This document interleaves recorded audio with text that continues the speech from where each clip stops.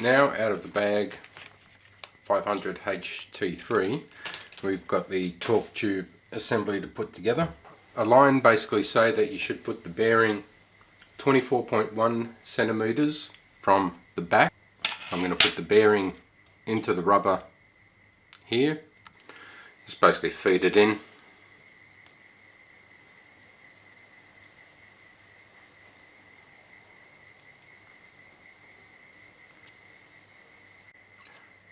I've now marked my spot with a little score mark just there, and I'm now about to apply the CA.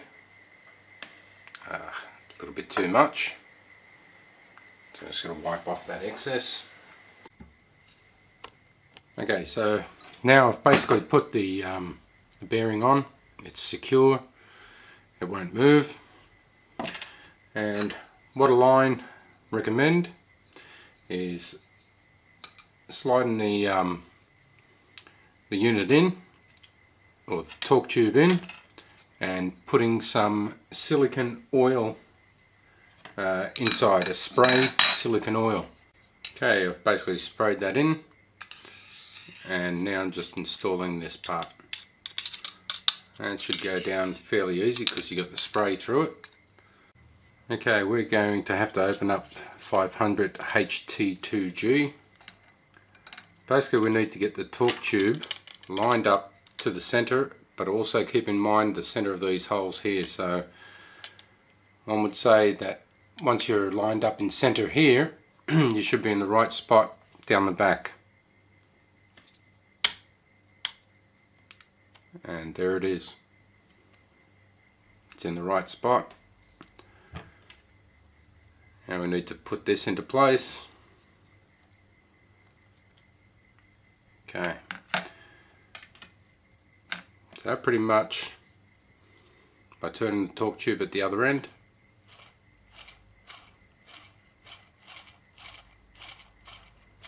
excellent. Okay, in order to fix that into position, you'll need to mount the carbon fibre stabilizer on there. Loctite on. I'll get the stabilizer on, the vertical stabilizer on, and I'll be right back. Okay, so that takes care of securing the tail to the back of the boom. Okay, and we'll move further up. We're going to need to open up HT3D and get the items out of that. Okay, pass these through. Do it now, don't forget to do it. Okay, then I'll pass these through. Just remember the writing is facing the back.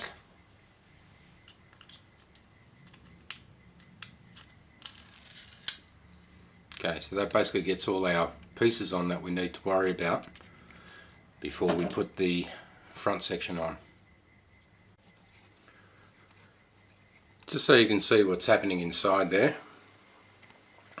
the end of the tail boom, or the beginning of the tail boom, comes right up to the actual end there, and that's where it sits home. And as you can see, the torque tube's in there nicely. Okay, but you got to do it with this piece on, get it into that channel or that groove right there. Okay, basically 8 bolts that were from a previous pack when we were doing the servos or thereabouts, and the specialty washers. Just prep them all up, touch a Loctite, and fit them into the tail boom support here, and I'll come back and show you what I've done. Okay, so that's mounted in nicely and there's no gap across here anymore, and the bolts are all in snug or with Loctite. Again, this whole side of my frame I've got no Loctite and no CA. That's just in the event that I need to get back into this to run cables or whatever it might be. that's the way I do it. So you might want to go straight through and do all Loctite, all CA all the way through it, and that's fine. I just want to, just in case I need to get in there to run some cables neatly or whatever the case might be, I may find that I don't need to do that. At this stage I've got these 4 pieces on there which have to be on before you put the tail boom in. So that's for the servo mount. I'll take care of those a bit later.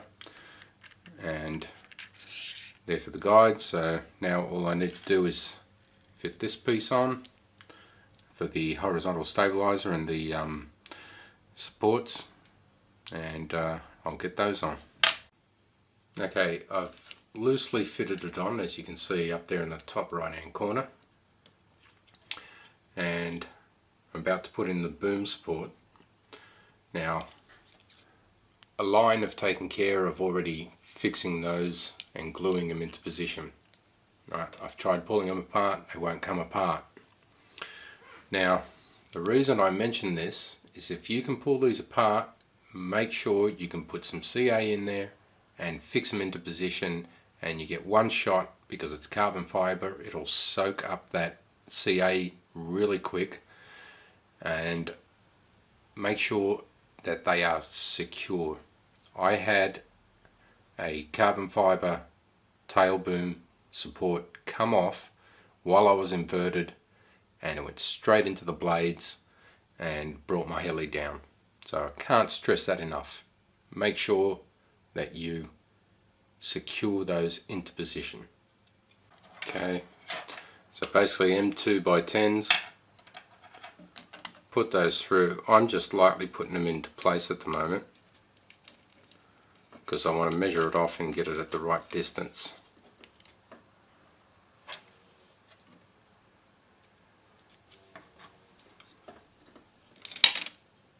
The other side is plastic, so again M2 by 10,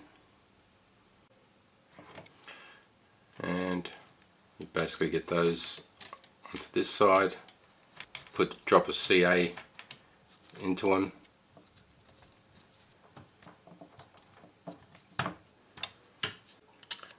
now that I've done both sides, I'll then work my way up to here, tighten these up, and then fix the top into position. Once you're happy that the horizontal stabilizer is sitting perfectly horizontal, high up with the actual frame down the other end, just get the Loctite out and secure it all into position. Prepare one side of the control rod for the tail, feed it through the holes and screw the other side as well. Okay, we're going to go mounting the tail servo on now so I get the lengths and everything correct. Basically what I'm using is the MKS DS8910. This servo, I can't fault it. It's just perfect in every aspect. There it is there, DS8910.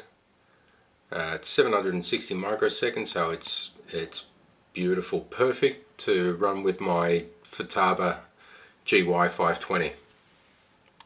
Anyway, I'm going to unbox that and mount it into the servo frame, which is going to go onto the tail boom. Okay, so I've now mounted the tail servo support right up against the boom block, and that basically takes care of page 14, and page 15 is complete with the mounting of that servo. So we'll move on to page 16.